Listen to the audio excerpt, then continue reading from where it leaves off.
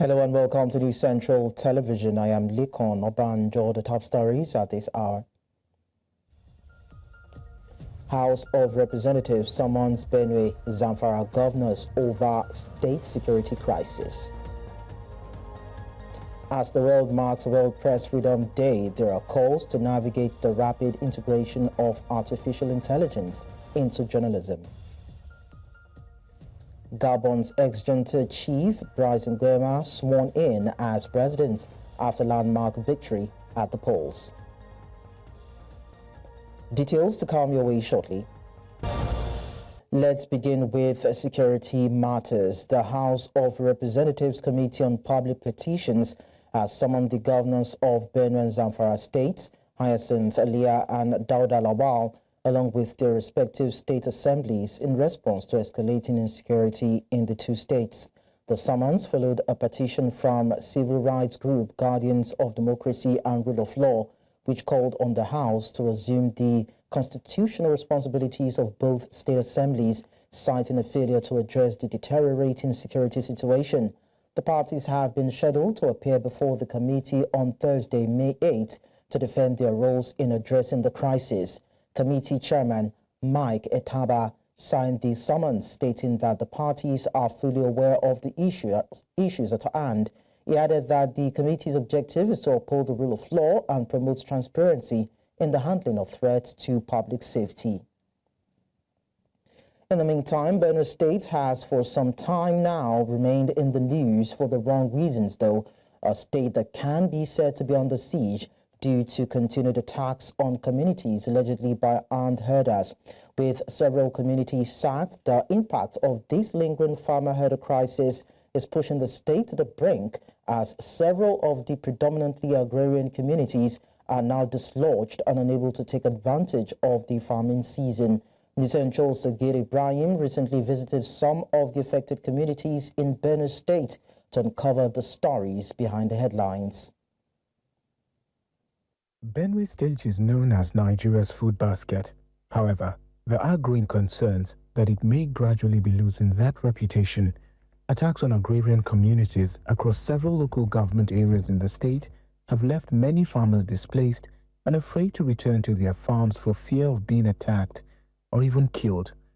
Ukum and Logo local governments in Sankera are the most recently attacked, with the death toll, according to official figures, reaching 56, the highest in many months. During our visit to Katsina Ala, also in the Sankera axis, drivers at the Katsina Ala Zakibian Park describe the economic toll the attacks are having on their businesses. We have issue of security. That is one of our major problems here. Because people are now traveling out. They don't have access to come to market due to all insecurity. That is why this road is always quiet like this. If there is enough security that can guide us, can guide farmers to do work and bring things to the market, there will be enough product here in Katsina Ala. My vehicle is parked there because of the problem we're having, the challenges of the problem we're having here. And there is no passenger because of the crisis. And people in the villages are not able to move because they are all packed, bundled in the one place, because they can't go back to their various places because of the crisis. And some of us that used to apply the road were afraid of being killed by those bad guys on the way. And the road also is very bad. Coupled with that, things are becoming very tough. With reported attacks also in Katsina Ala, Kega Ove and Musa Vange from Shika village lament the lack of access to their farms for the farming season. They say that they are afraid of being attacked and appeal to government for quick intervention. The big problem we have here in Sankera is the herdsmen. We can't go to our farms because anytime we try, they attack and kill our people right there on the farm. The herdsmen come at night and kill many people while they are sleeping. My family and I have been forced to leave our home, and now we are staying in town. I want to beg President Bola Tinubu to hear our cry and help us. We need security, because right now we can't go to our farms.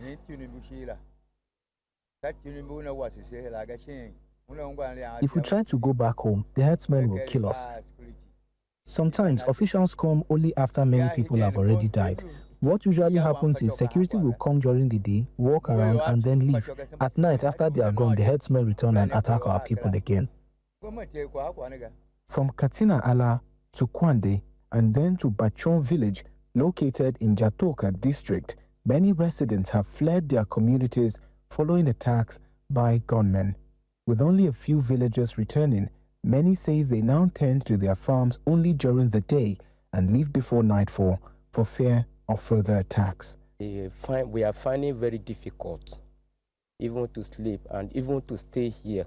It is this week that you can see most of us in this environment, because normally if you come here, they will still begin to shoot and start shooting the guns whenever they see any person. We are afraid of it. We cannot even go close to the river bank, and instead is our own matrimonial home that which our great parents live. Now, we are asking the president that they should even narrate it so that even the international communities will help us. But Nigerian government, we think Nigerian government is not doing something better for the community. I'm not even blaming them. I knew they can help us. So I'm pleading that they should help us so that we live friendly. District head of Jatoka, Muiti Simon Bave, describes the situation as desperate for him and his people, calling for improved security as the few personnel available are not enough. No person is going to farm till today. We are here in Jatoka here, about 4 districts are here, this place, come and hang out themselves in Jatoka here. If you move about this wire load, this is Gashimbra road, going to Taraba State. If you go about 4 kilometers, you can't move from 4 kilometers, you alone. Let the security people will be accompany you to go there. Our people are desperate. Let him add security here more. They'll go about 500, 200 ones to come and attack us. The army are here, but they're not enough. According to Governor Hyacinth Alia, 6 local governments in the state remain under heavy attacks by suspected armed herders. This has crippled farming activities in many parts of the state and could negatively affect the state's economy. In Benue, for News Central, Sagir Ibrahim.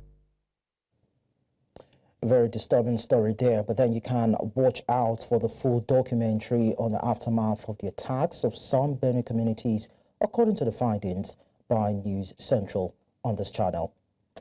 Meanwhile, President Bola Tinubu has pledged stronger collaboration with the Katsina state government to boost agricultural mechanization and food security across the state.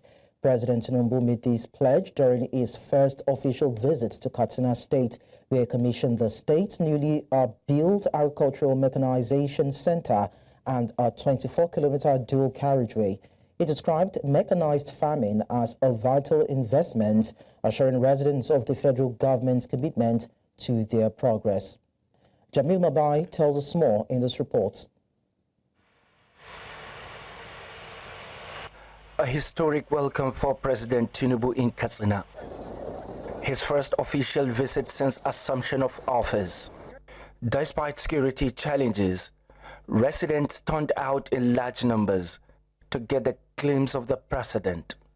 Joined by Governors Babagana Zulum, Obasani, APC Chairman Abdullahi Ganduje, and other dignitaries. I want to congratulate President Tinubu praised Governor Ratner's achievement in 2 years. you. Are seeing the result. With strong determination and great effort that you have committed into the programs of rebuilding Katsina State, you will not walk alone. He commissioned the new Agricultural Mechanization Center, equipped with 400 tractors, 10 harvesters, and 6,000 solar-powered pumps to boost productivity. Your Excellency, Mr. President, Katsina State is an agrarian state, and most of our people depend on agriculture for their livelihood. We have over 450,000 small farmers in the state, with an average land size of 2.5 hectares, most of whom really rely on government to support to produce profitably and sustainably.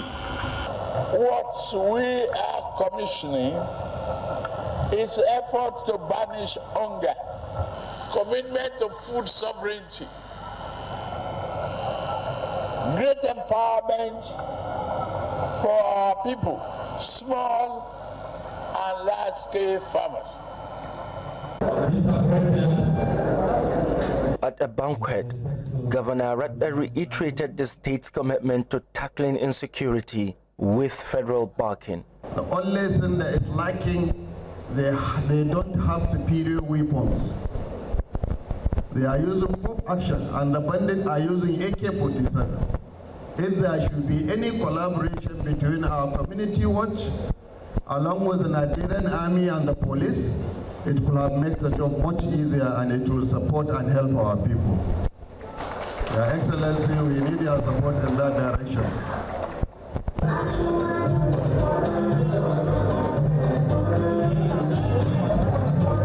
In Katsina, for News Central, Jamil Mabai. Away from that, suspended Rivers State Governor Siminalayi Fubara has returned to Nigeria following a 2-week vacation abroad. He arrived at Port Harcourt International Airport around 7 p.m. on Friday, where he was received by a handful of aides, as seen in a widely circulated video online. The governor was promptly ushered into a waiting SUV, which departed the airport without delay. There has been no official statement regarding his return or the current status of his suspension. During his time away, Fubara reportedly held a closed-door meeting with President Bola Tinubu in London. Meanwhile, hundreds of women in Rivers State staged a dramatic walkout during an empowerment event where First Lady Remi Tinubu was expected to speak and distribute support items. The event, part of the Renewed Hope Initiative empowerment tour led by the First Lady, was held in Port Harcourt. Tensions rose when the wife of the sole administrator of Rivers State, Ibok Ibas, attempted to address the gathering. The women, visibly upset, walked out in protest. A viral video from the event showed the women exiting the venue in unison, calling on President Bola Tinubu to reinstate Governor Siminalayi Fubara.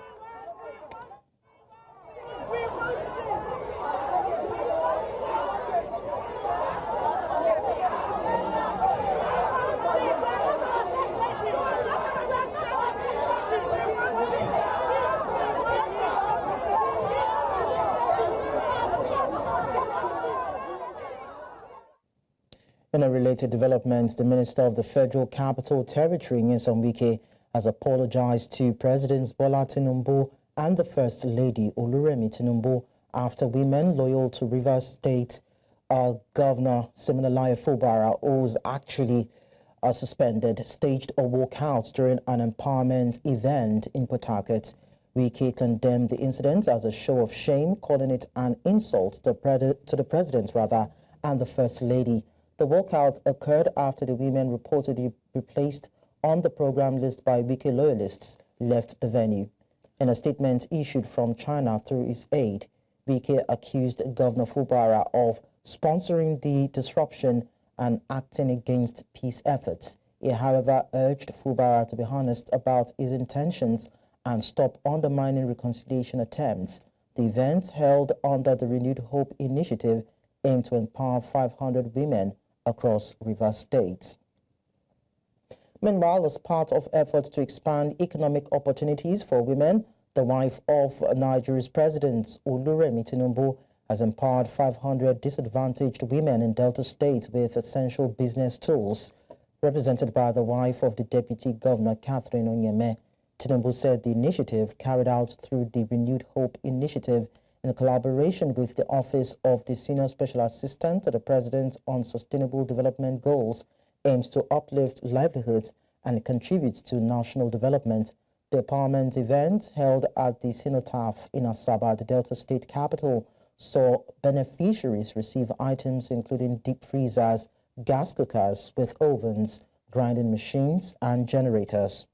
We're going to break now on the news. When we return, factional leader of the National Association of Nigeria Students, Oladoja, accuses ISA of smear campaign, calls allegations baseless. We'll bring you the details in a short while. Do stay with us. Many thanks for being there. Now, as the world marks World Press Day, World Press Freedom Day to be precise, this year's theme, time to put AI on the social agenda resonates strongly with journalists navigating the rapid integration of artificial intelligence into their profession. The focus on putting AI on the social agenda sheds light on the increasingly complex relationship between technology and journalism. News Central's Ibalaniyi Omoniyi reports. In the years past, journalists relied solely on their creative and investigative skills to craft stories. But with the emergence of AI, the media landscape has changed dramatically. AI tools can now generate stories, analyze data, and produce content at unprecedented speed. While some view these as a breakthrough for efficiency and productivity, others are concerned it may erode the human touch that defines quality journalism. AI cannot take my job. AI doesn't have the emotions, doesn't have the nitty-gritty, doesn't really understand the ethics of this profession. On the other hand, many journalists see AI as a valuable tool to enhance their work. By automating routine tasks, AI allows reporters to devote more time to in-depth, investigative and nuanced storytelling. I sent AI on an errand to help me write something. I look at it, I check it out as well, and I make use of it. AI is a tool that I use often in my work. It makes my work easier and faster. Apart from helping us to improve our work, it can enhance your editorial judgment. If you are a well-trained journalist, you begin to see, other side of issues, because sometimes you're unable to think through things, in a comprehensive fashion. You have an idea of what you want, but you're unable to put a finger to it. However, one of the key challenges of AI in journalism is bias. Since AI systems are trained on existing data, they risk reflecting or even reinforcing biases embedded in that data. To counter these, integrating AI literacy into journalism training is becoming increasingly vital. In today's digital age, the journalist's role is evolving.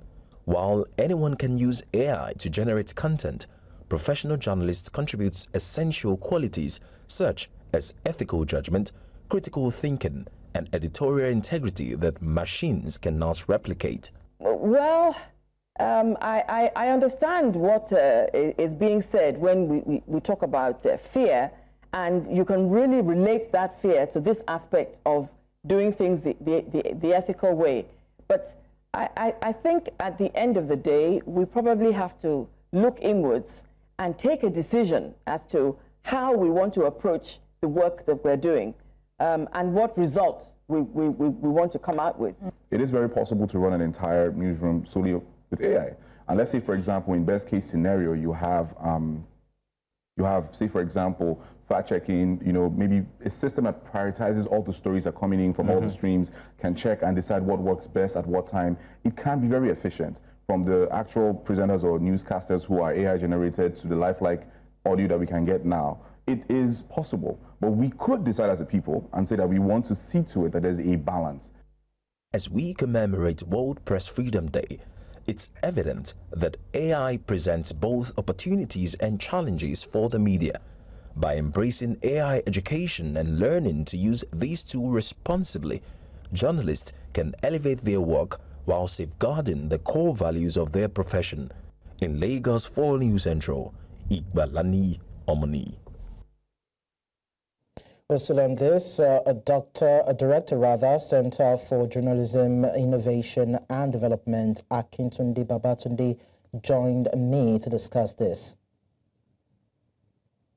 Better for us to say that generative AI, artificial intelligence has been with us for the longest time, since the early 1950s, right? But what we have today with the advent of ChatGPT, Gemini and the likes, the generative AI. So just to say that it depends on the way we're looking at it. The kind of tool that journalism use to track audience, to look at the demography of readers and listeners, that's artificial intelligence, in its form, in that form. So that's one way.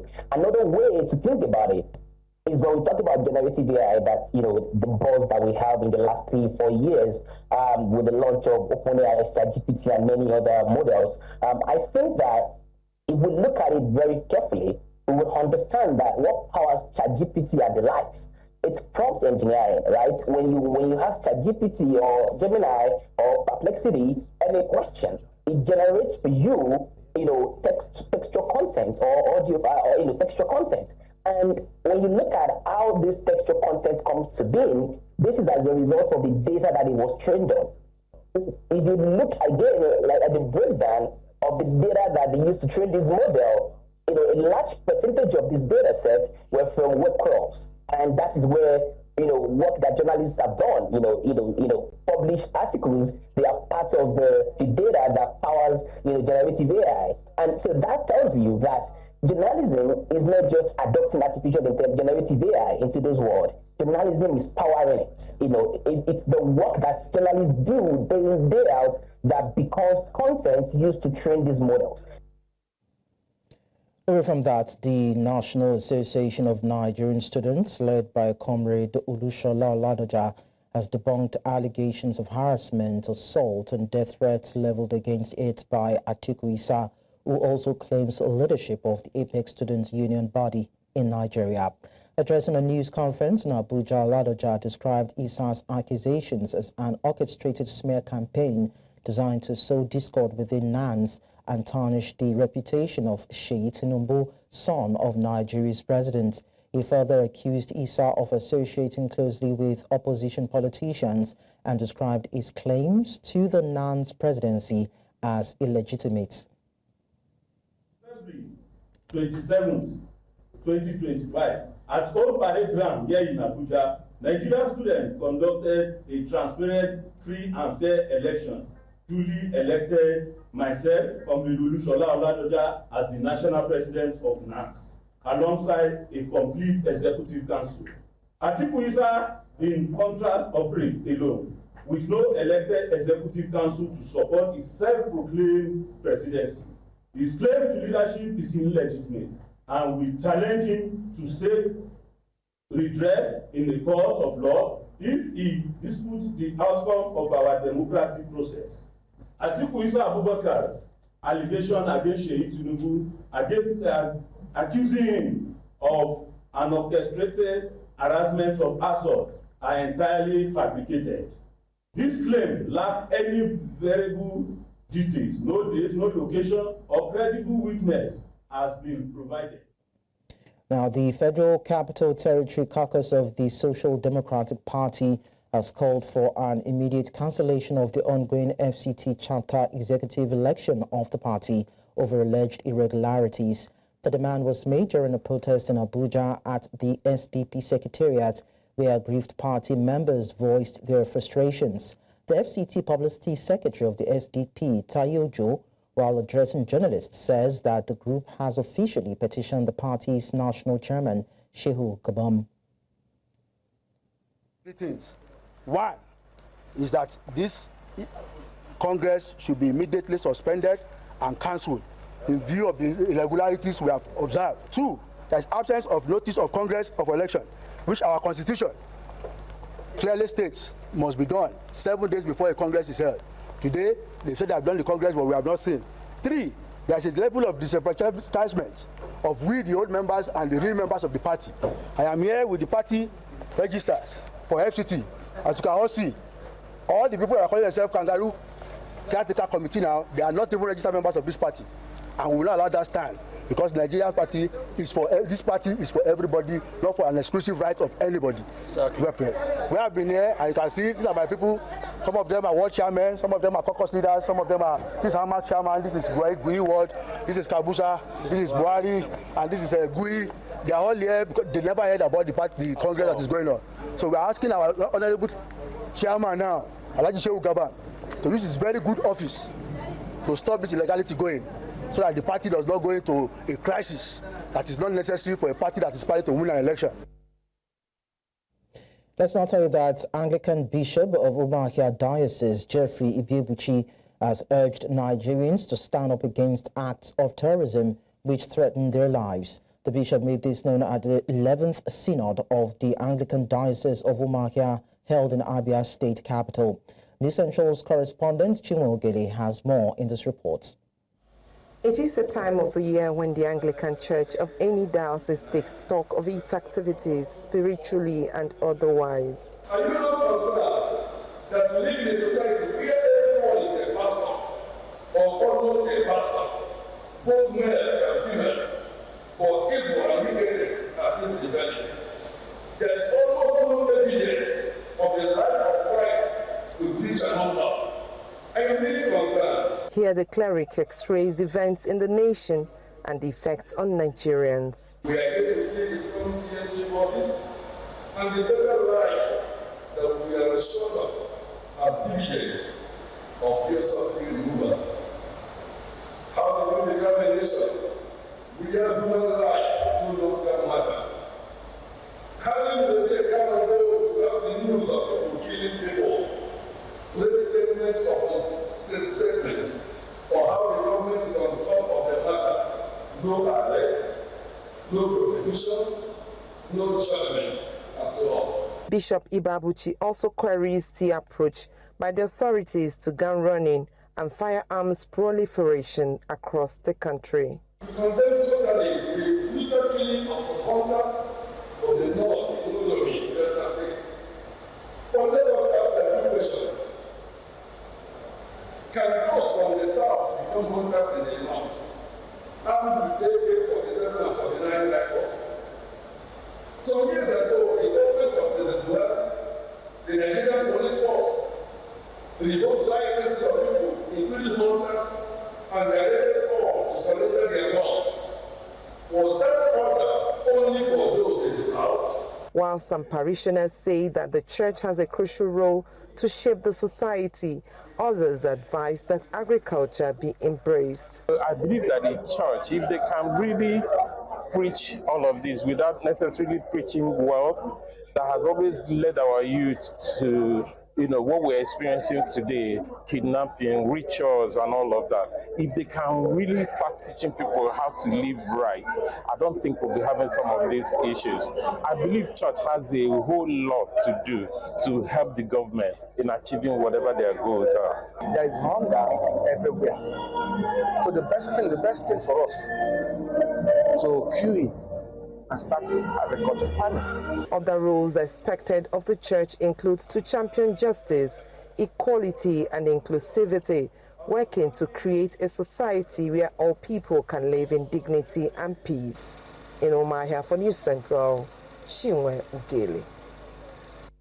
And to another story that affects the youths, unemployment in Nigeria continues to be a significant challenge, with millions of young graduates facing limited job opportunities. The country's unemployment rate is expected to reach 4.84% by 2025, leaving around 3.9 million Nigerian youths without work. As the job market struggles to accommodate a growing number of graduates, many Nigerians are turning to alternative sources of income to survive. And now, educated and eager youth population, Nigeria's unemployment crisis is having a profound impact on the economy. From starting small businesses to seeking remote work, Nigerians are adapting to a harsh economic reality where jobs are limited and opportunities are few. The reality is that the unemployment situation is extremely very bad. It cannot be anything around 5% or 3% or whatever. So for purpose of policy and data, I think what is important is to look at what the geographical spread of those unemployment problem. To look at the challenges, the sectors that have the prospects to create more jobs, and what can we do to remove barriers in those sectors. Many Nigerians are embracing entrepreneurship, using their skills and talents to create income-generating ventures. The agricultural sector in particular has seen a rise in people turning to farming, livestock rearing, and fishing. Recent figures from the National Bureau of Statistics show that over 70% of Nigeria's population is engaged in agriculture, with many now returning to the land as a means of survival. The agricultural sector is a major employer of labor, and the challenge of insecurity has disrupted that sector significantly. Most times when you see a job, they will tell you that your salary is 50,000, and inside 50,000 is not enough. So I motivated myself to just learn something. So this one is even more better. I expect me after practicing, I should see an hospital that will just take us. We started working, but their pace is not okay. So that's the reason why I'm here. This Nigeria now, everybody must try, because only man no fit carry this people, no fit survive everything now. There is an urgent need for coordinated action, such as investment in skills development, support for small businesses, and policies that foster innovation. But the responsibility of government is to create environment, the policy environment, the macroeconomic environment, so that whatever money you have will have value. Once you create the environment, it is left for the young people to now think that, okay, this is the environment, what can I do? While many Nigerians are finding creative ways to sustain themselves, the need for long-term solutions remains pressing. Experts are calling for immediate government intervention to create more sustainable job opportunities and address the root causes of unemployment. In Lagos, for News Central, Sewisi Anya. Well, I'll take you to Kogi State to tell you that the Ogori people there are the Akoko group of the Yoruba people, and this tribe values their culture, though many have adopted Christianity and Islam as their major religions. They have a unique festival, the Ovia Festival, which is a rite of passage for young girls transitioning into womanhood. But beyond that is a significant event that draws together Ogori people from across the globe and is considered a unifying factor and a living reminder of their rich cultural heritage. The Central's Blessings Mosugu tells us more. The Ogori people of Kogi State are the Akoko group of the Yoruba people. This tribe values their culture, though many have adopted Christianity and Islam as their major religions. They have a unique festival, the Ovia Festival, which is a rite of passage for young girls transitioning into womanhood. But beyond that is a significant event that draws together Ogori people from across the globe and is considered a unifying factor and a living reminder of their rich cultural heritage. Well, Ovia Festival is a flagship festival of the Ogori people. It's as old as Ogori itself.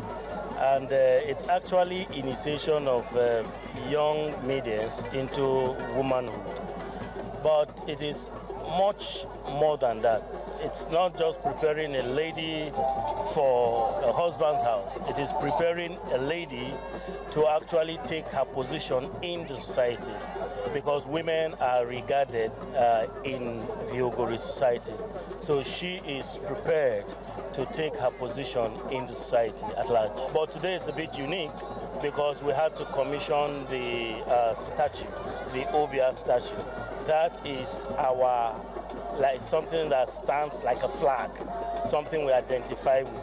That's one Ovia dancing, you know, so that's our hallmark. The grand finale, and that's the day we display all the Ovias, call them the Evias, all of them.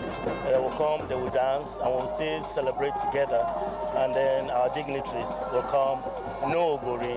It prepares the girl child to become a value-adding member of society, because even before formal education came into Ogori, there was the structured informal education where the young girls who had come of age and would be initiated during the Ovia Festival were kept under the tutelage of the Iodina and taught industrial skills, you know, that enables them to contribute economically, culturally and socially to the well-being and development of the society. So of course it's no longer as it used to be, it's been modernized, but we continue to celebrate this as our cultural heritage, which we are never, ever, ever going to stop. This festival has thrived and refused erasure despite modernity. It has only now evolved to be more of a tourist attraction and a unifying force for Ogorians, as they call them, all over the world. The crowd finally danced towards the arena, where the president of the Ogori Descendants Union officially declares the carnival closed. bearing in mind there's so much more activities to come during this event. In Kogi for News Central, Blessings Mosugu. Coming up on the news, Togolese President Faure Gnassingbé sworn in as leader of the country's Council of Ministers. We'll tell you more about this story and others in a short while. Join us again.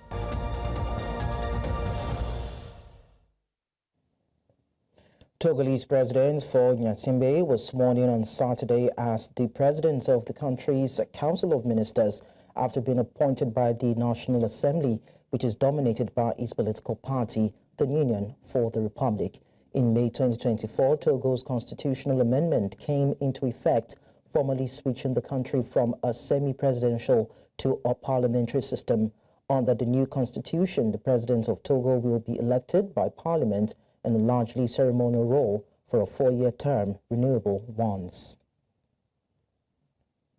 Détenteurs de la souveraineté nationale, nous, Faure Gnassingbé, président du Conseil désigné conformément aux lois de la République, jurons solennellement de respecter et de défendre la Constitution que la République togolaise s'est librement donnée, serviteur du peuple, de défense de la patrie, de son intégrité territoriale et que par l'intérêt général et le respect des droits de la personne. Now, Gabon's Brice Nguema took oath as president on Saturday near Libreville before about 40,000 people, including 16 African heads of state, after leading a 19-month transition government. The former junta leader, who ended more than 55 years of Bongo family rule in the country, was sworn in with his right hand on the constitution, which was approved by referendum in November 2024. The inauguration was held at Libreville's 40,000-seat Angonge Stadium, marking the first time a presidential swearing-in will take place before such a large public audience in Gabon. Moi, Brice Clotaire Oligui Nguema, élu président de la République, m'engage devant Dieu, nos ancêtres et le peuple gabonais à conserver toutes mes forces à son bien-être, à le protéger de tout dommage, à respecter et à défendre fidèlement la Constitution et l'État de droit, à préserver les acquis démocratiques, l'indépendance de la patrie, l'intégrité du territoire national, à remplir consciencieusement les devoirs de ma charge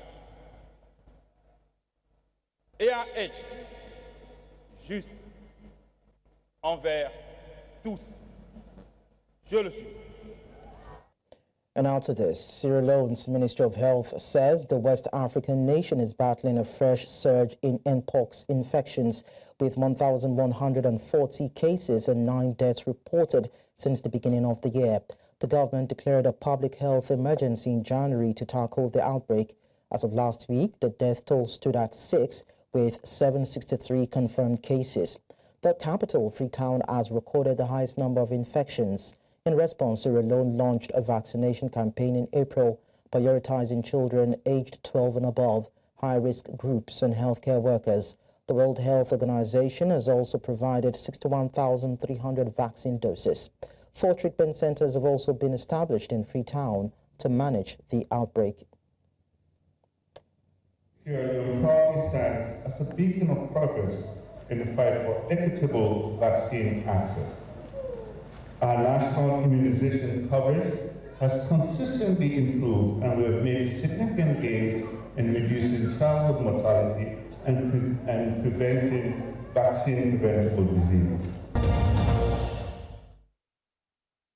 Talking business now, a Nigerian law firm has raised an alarm over the discrimination of Nigerian importers in China, describing it as financial injustice. The firm, while speaking to newsmen in Abuja, says that there has been a growing number of cases involving Nigerian traders who have reportedly fallen victims to alleged fraudulent schemes in China, with their accounts unjustifiably frozen by Chinese authorities in collusion with Chinese businessmen. Also speaking, a Chinese business consultant based in Nigeria, Zhang Xie, claims to have personally lost nearly $1 million under fraudulent circumstances to fraudsters in China, and urged the Chinese authorities to investigate properly before freezing the accounts of victims. Unfortunately, whereas Zuzu, who got the 60 million, indeed transferred the money to China to a certain individual called Gonlindi. Gonlindi was meant to convert the 60 million naira to Chinese renminbi, or you can another name for the Chinese yuan. Now, what has happened and what we have discovered is that there is a connivance between these individuals with the local police authorities in China to declare such monies that have been sent from Nigeria legitimately for the purpose of importing goods to China. They will not declare them as proceeds of money laundering, and in that regard will seize the money or block accounts. And the real problem here is this: the Chinese authorities will oftentimes are unwilling to investigate such, complaints. Many Nigerians are suffering in silence, but Nancy and Mudashiru have refused to suffer this in silence and have called on us. Not only for Nigerian traders, but also for our Chinese businessmen who is doing business in Nigeria. We also have the same problem that anytime if you sell goods or if you doing business, the RMB come to our China account, the police, they will block it. They will block it with their own reason. In sports, the Nigeria Women Football League has officially unveiled the logo for the 2025 NWFL Premiership Super 6, symbolizing strength, passion and excellence in women's football. The season-defining playoff is set for May 8 to 17 at Remo Star Stadium in Ikenne, Ogun State, marking the first Southwest state hosting the tournament decider since Ijebu-Ode in 2021. 6 top teams will battle for the league crown and a spot in the 2025 WAFU B qualifiers, with the ultimate goal of reaching the 2026 FIFA Women's Club Championship. The new logo sets the tone for a vibrant and competitive final to the season. Now, the Oyo State Football Association, led by James Odeniro, has summoned sportscaster Shola Ayedbajeje and Shooting Stars management to appear before its disciplinary committee on May 5. Ayedbajeje, during an on-air broadcast, publicly accused Shooting Stars of match fixing in NPFL games against Lobby Stars, Katsina United and Remo Stars. He further alleged that the club influenced referees for favorable officiating. The OISFA's disciplinary hearing will take place at the Lekon Salami Sports Complex in Ibadan by 12 noon. The investigation aims to address these serious allegations against the club and involved stakeholders. To the Premier League now, Aston Villa boosted their Champions League hopes with a narrow 1-0 victory over Fulham at the Villa Park on Saturday. Yuri Tielemans scored the decisive goal in the 7th minute, heading in from John McGain's corner. The win lifted Villa to 7th in the Premier League, level on points with 5th-placed Chelsea and 6th-placed Nottingham Forest, though both rivals have a game in hand. Despite missing Marcus Rashford due to injury, Villa held firm under late Fulham pressure. VAR ruled out a Fulham equalizer and Emiliano Martinez made key saves. Villa, recovering from the FA Cup exit, remained firmly in the race for a top 5 finish and a potential Champions League return under manager Unai Emery. And that's all at this hour. But before we go, we'll look at our top stories again. House of Representatives has summoned Benue and Zamfara governors over state security crisis. As the world marks World Press Freedom Day, there are calls to navigate the rapid integration of artificial intelligence into journalism. We also told you that Gabon's ex-junta chief, Brice Ngema, has been sworn in as president after a landmark victory at the polls. Do send your eyewitness report to the WhatsApp number on the screen, and you can follow us on social media. We are at News Central TV. Don't forget that you can watch News Central live on DSTV channel 422, GoTV channel 23, Star Times channel 274, Avo TV, and of course YouTube. Many thanks for watching. I am Likon Onobanjo.